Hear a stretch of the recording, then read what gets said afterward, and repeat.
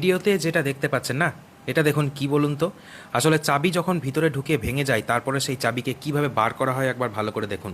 এই চাবিটিকে এত সুন্দরভাবে বার করবে যা আপনার এটা দেখলে ভবিষ্যতে কাজে আসবে। চাবি একবার যদি ভিতরে ঢুকে যায় তাহলে সেটাকে আর বাইরে বার করা কিন্তু খুবই মুশকিল একটা কাজ। কিন্তু সহজেই আপনি সেটা বাইরে বার করতে পারবেন কি দিয়ে? না, একটা মাত্র ব্লেড লাগবে। একটাও নয়, অর্ধেক ব্লেড লাগবে। আর এই ব্লেডটিকে এমনভাবে এমন প্রসেসে কাজে লাগাতে হবে যেটা খুব সহজ, মাত্র কয়েক মিনিটের কাজ।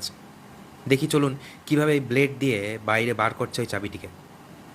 আগে ব্লেডটিকে দুমড়ে নিল, তারপর এমন একটা আঠা আনলো, সেই আঠাটা দিয়ে বাইরে বার করা হবে ওই চাবির ভাঙা অংশটিকে। দেখতে খুবই ইন্টারেস্টিং লাগছে, তাই না? হ্যাঁ, এটা অবশ্যই সবার জানা উচিত। কারণ অনেকের কি হয়, বাড়িতে ঢুকতে গিয়ে মেন গেটে তালা হয়তো ভিতরে ভেঙে ঢুকে গেল তালাটা, সেটা বাইরে বার করা খুব মুশকিল।